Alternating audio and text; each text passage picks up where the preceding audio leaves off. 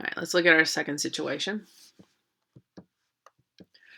A cardboard box without a top is to be constructed from a square sheet of cardboard that is 40 centimeters on a side by cutting square pieces of the same size from the corners of the box and then folding up the sides. Find the dimensions of the box with the largest volume that can be constructed from this manner.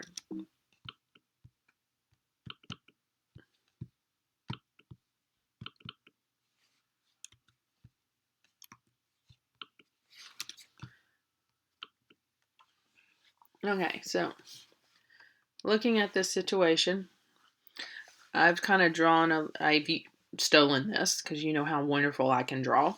This is kind of like what the situation has. So we have a cardboard box, and I know this one looks like a rectangle, but I'm going to label it. We have this is 40, and this length here is also 40 because it's a square box. And so we're going to be cutting out these squares, and then we're going to be folding along these dash lines.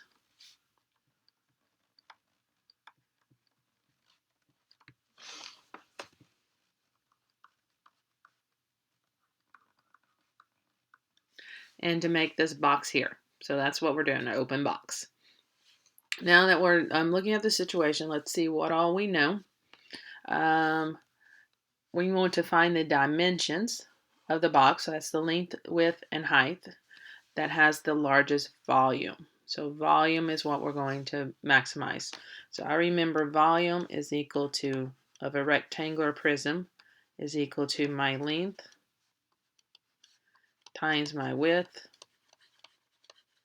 times my height. So I need to have that knowledge. So this box, I got to figure out its length. It's not going to be 40 because I'm going to cut off these little pieces here. So I'm going to call that square that I'm cutting out is x, dimensions of x. So if each of these, if I'm cutting out a square x by x, and then what's left of this length of the box is going to be 40 minus 2x, because I subtracted x here and subtracted x. Same thing on this side. This is going to be 40 minus 2x. So my dimensions here are 40 minus 2x, 40 minus 2x, and then the height of the box is going to be x. So that's what we're looking at is dimensions. So our volume is going to be length,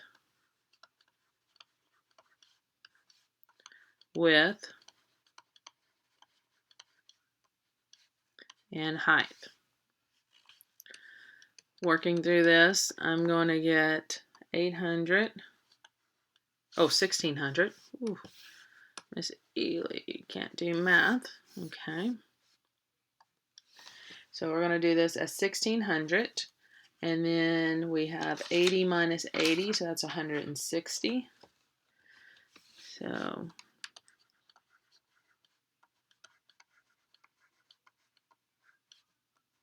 plus 4x squared. So volume is equal to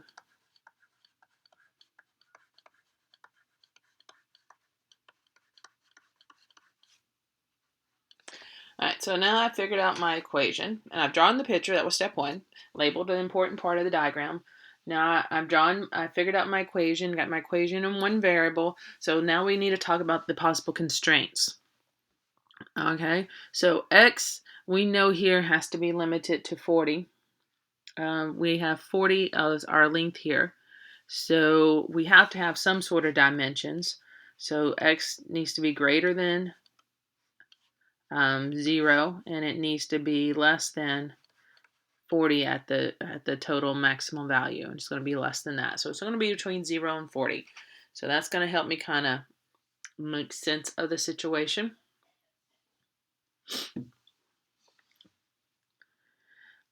Step 3, we're going to find our first derivative. So derivative of v with respect to x is going to be 1,600 minus, we take 160 times 2, which is 320, x plus 12x squared. We take our first derivative,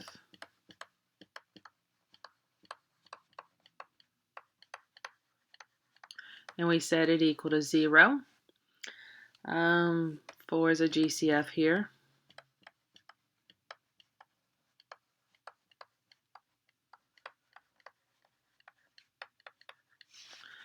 And then this will factor to 3x and x. We got a minus and a minus. 20. Okay.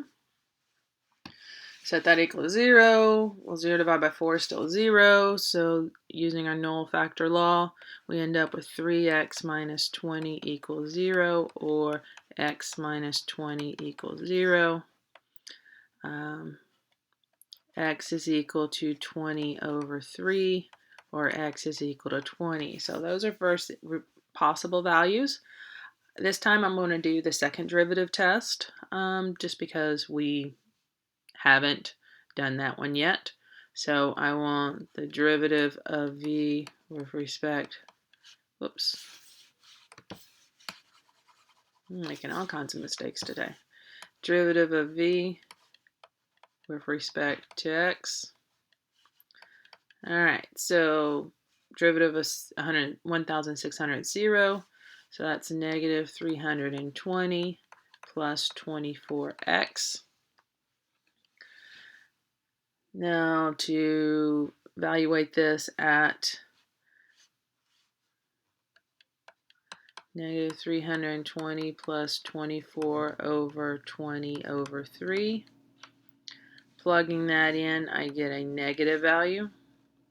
Negative 320 plus 24 times 20. That number is obviously larger, so I get a positive value. So this one right here gives me a maximum. This one gives me a minimum. I want the dimensions of the box with the largest volume, so I want the maximum. So that means x must be 20/3. Okay. Now that I found x, we need to figure out, so x is equal to our height. So I know my height is 20/3. So I need to figure out my length and width. Luckily, they are the same. So that's going to be 40 minus 2x. So 40 minus 2 times 20/3. Working that out, we end up with 80/3.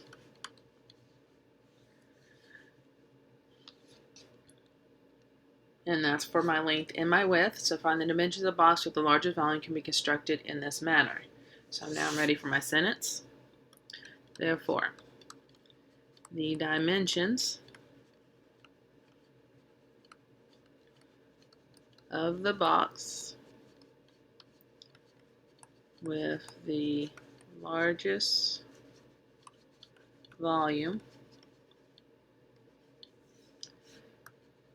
will be 20 over 3 centimeters by 80 over 3 centimeters by 80 over 3 centimeters. Now as I put my units of measurement as well when I wrote my sentence. Last one. Identify infinite mini rectangles can be inscribed in a semicircle of diameter 20. Find the shape of the largest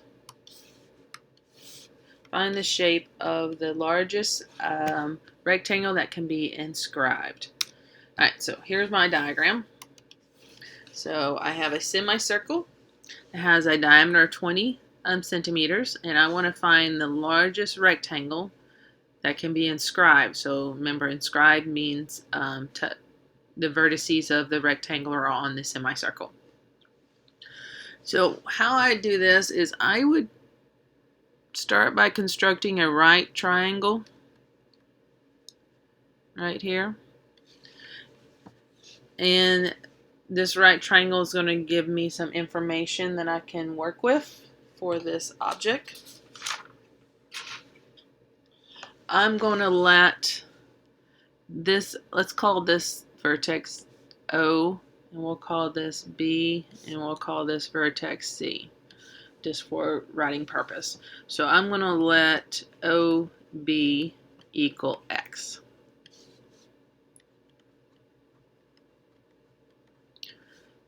Okay.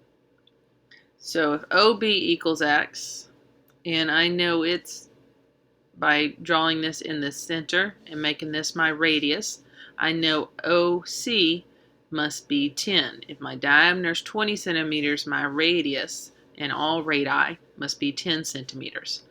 So I have OC's distance. I've just labeled OB. So now if I can figure out, write an equation for CD, that'll give me the height or the width of this rectangle. And I know my length of the rectangle is going to be double what 2x, because I have x here and x here. So if OB is x, that tells me that my domain restrictions of x needs to be between 0 and 10, because I have two of those to make within the 20 centimeters. Using Pythagorean theorem, I can get that BC squared plus x squared is equal to 10 squared. So BC squared is going to be equal to 100 minus x squared. So BC is going to equal plus or minus the square root of 100 minus x squared. But I'm only going to do the positive because we know this is a distance. BC must be positive. So I'm only writing the plus there, not the plus or minus. What am I trying to maximize here? So we want to inscribe a semicircle, and there's shape with the largest shape of the largest rectangle. Okay, how do we describe largest rectangle? Well, the largest rectangle would be the rectangle with the largest area. So I'm going to maximize my area. And remember, area for a rectangle is length times width. So my length of this rectangle is going to be 2x. My width is BC, which is going to be the square root of 100 minus x squared. So I finally have an equation in terms of what I want to maximize. And this is what we would be working with. Now, you can find the derivative of this equation. You would have to use the product rule and the chain rule, and this could be a little difficult. You can also do a little trick by squaring each side and get 4x squared.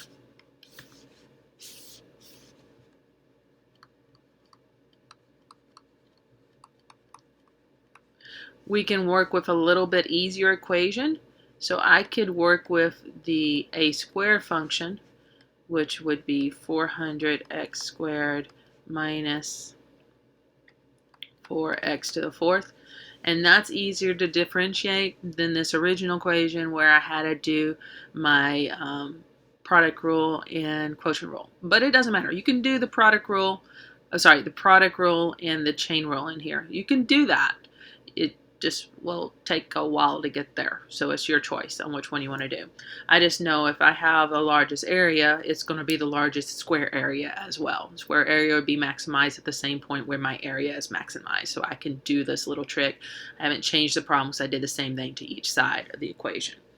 So that's just a handy dandy little idea tool that you might want to think about. So now I'm ready for step 3, which is to find my derivative. So I want to take a squared and differentiate it, and that's going to give me 4 times 2, which is 800x minus 16x cubed. And then I'm going to take that and set it equal to 0. So 16x cubed, let's write 800. Let's not do too much. Set that equal to 0. Alright, so how can I do this? Well, I notice that 16x is in common. 16 will go into 850 times. And this will go into x squared times. So that gives me, with my null product rule, no, factor rule, sorry. X is equal to 0, or x is equal to plus or minus square root of 50.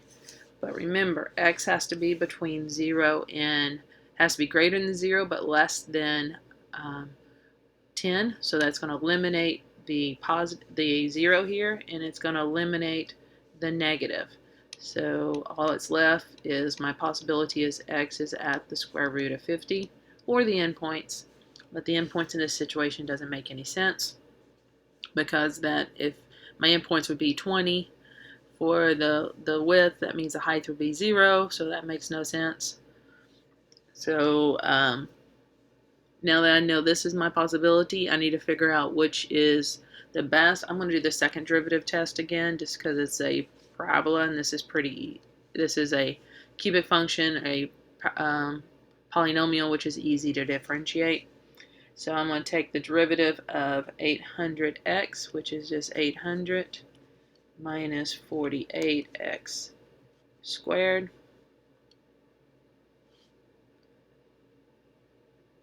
and then plug in, and even though I only have one possible stationary point, I cannot assume it is a max. Sometimes they do not have there's some situation that cannot be optimized.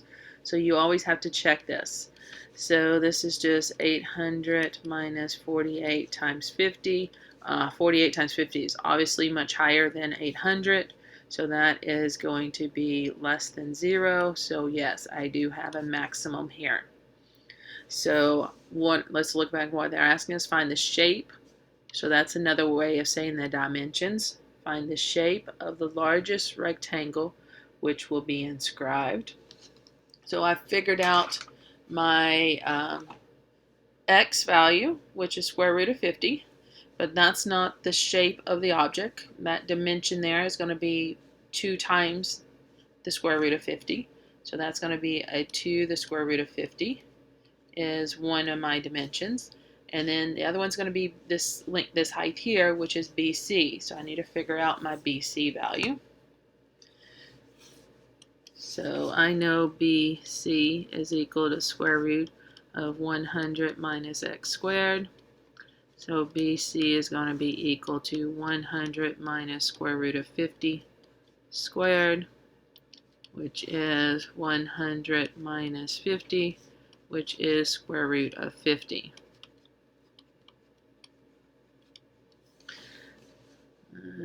What was our units of measurement? Centimeters. So this is centimeters by square root of 50 centimeters. Last answer, write your answer as a sentence. The largest rectangle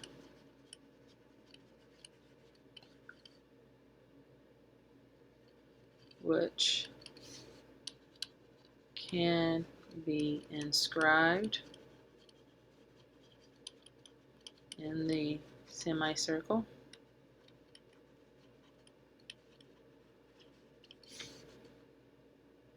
is 2 the square root of 50 centimeters by the square root of 50 centimeters. All right, that's the approach that you're going to do with all of these optimizing problems. Every situation is different. You just have to go back to all the previous knowledge we know about geometric shapes and what we're trying to find, and find the equations that you need to optimize.